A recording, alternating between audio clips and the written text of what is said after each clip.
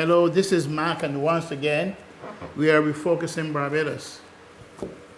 Today, I want to focus on the poll again,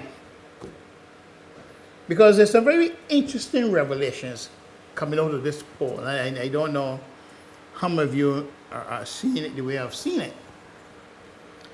But after being criticized for her recent strategies, especially by me, this poll will no doubt crystallize in the minds of Mia's supporters that her strategy is working, and it has worked.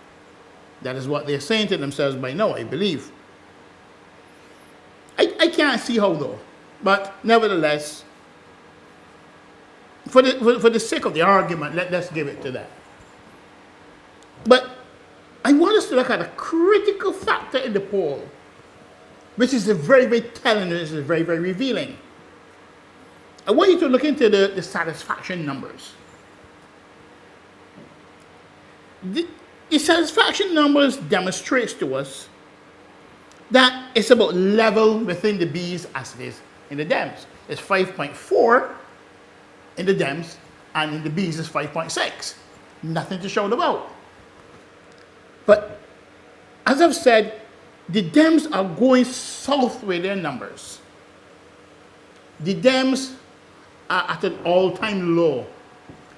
And that the people of this country are fed up with the performance of the Democratic Party in relation to the management of the economy.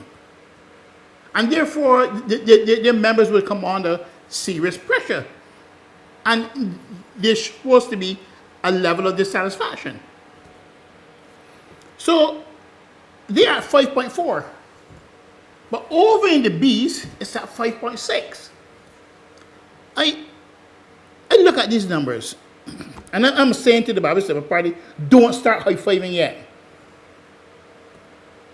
Because after you get to the high point of the 5.6, you start to go into the dissatisfaction numbers. So from 5.7 to 10, because it's graded on a score on a scale of 1 to 10. So when you get to 5.7, then you are in the dissatisfaction level.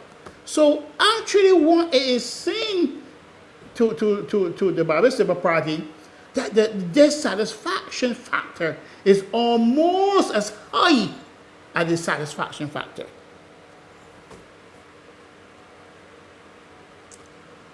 I hope you can see where I'm going here with this.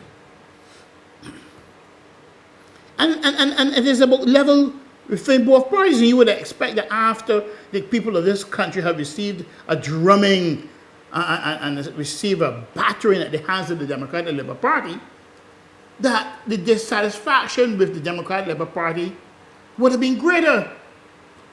And at the same time, after all the recent goings-ons within the Barbados Labour Party in relation to their new strategy, you would have figured that, it would have worked for them and that the numbers would have been higher.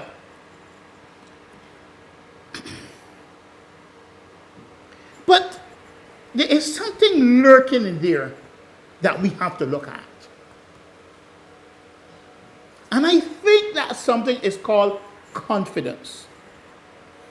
We are satisfied up to 5.6, but from there, after that, we are not satisfied. So it tells me that there is a confidence factor that is involved in this.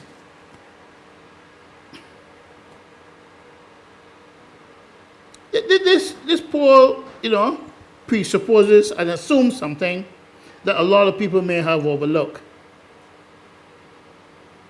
And this is the other thing that I am very critical of this poll about. I'm critical about this. This poll is assuming when Mr. Wickham says that if the elections were called now, Mia will win the election hands down. This assumes that Ms. Motley has long coattails.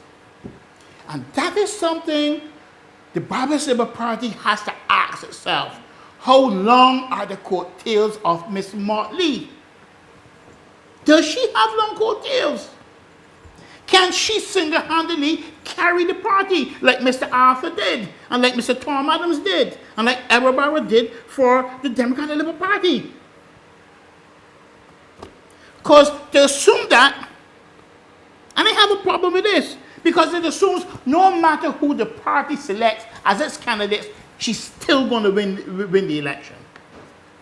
And I'm saying it doesn't work like that in our country. Because it also assumes that the quality of candidate is not important.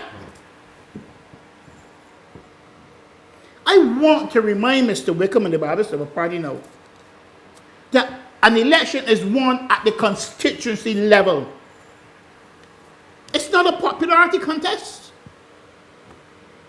So the whole idea of confidence and satisfaction and dissatisfaction, they have to be taken in their totality.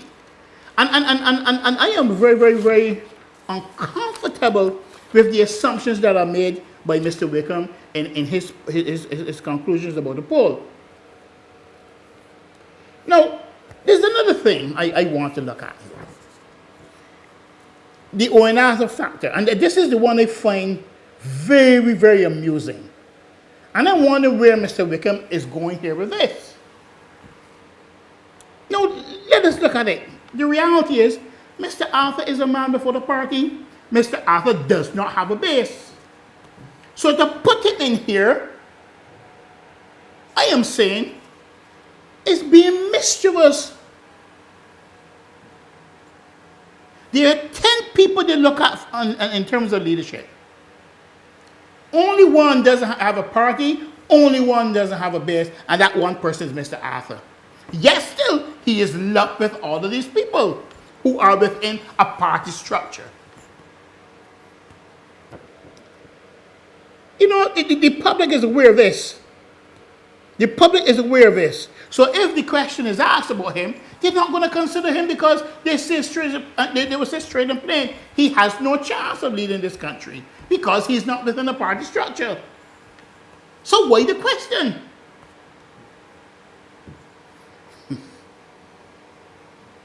But the question is, does this help Miss Motley's numbers? I am saying no. The absence of Mr. Arthur should have created greater numbers for Miss Motley. But she can only reach 5.6 unless Mr. Wickham thinks 5.6 is a great score.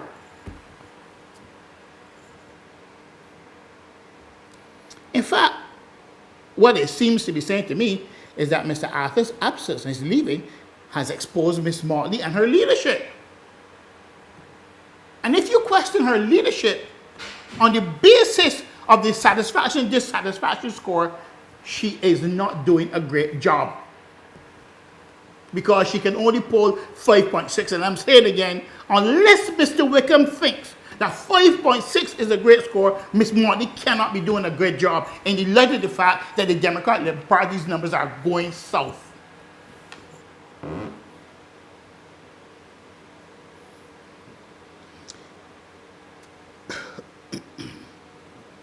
This is very telling.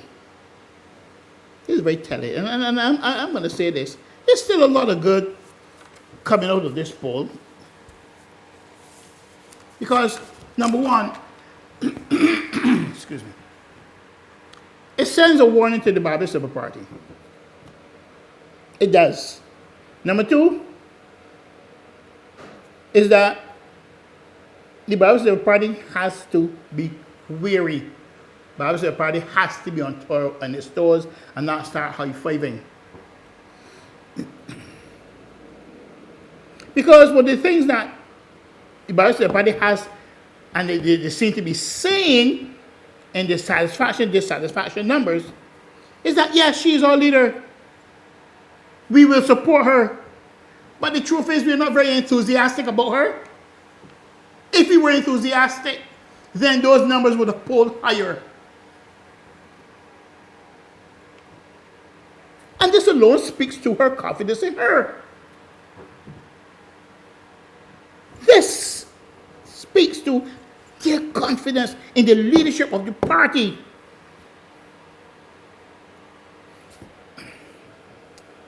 But I am still puzzled as to why Mr. Arthur appears in this poll.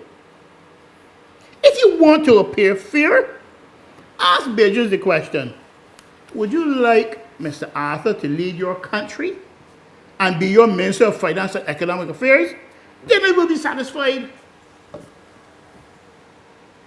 But you can't lump him in there in terms of leadership where he does not have a party structure and expect people to respond favorably. But there's something very interesting that came out of all of this. Among uncertain voters, he polled 14%.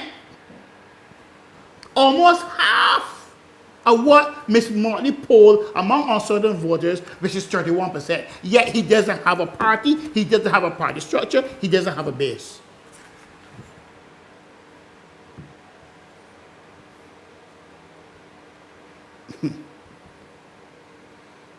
I think Mr. Wickham is not being genuine in the conducting of his poll, as far as this is concerned. The more I examine the ONF factor, the more I am not surprised, because I think all of this is mischief by design. Suppose you can get whatever answer you want. All you have to do is to structure the questions the way you want them to give you the answers you need. And I am saying to you, Peter, you are a naughty little boy.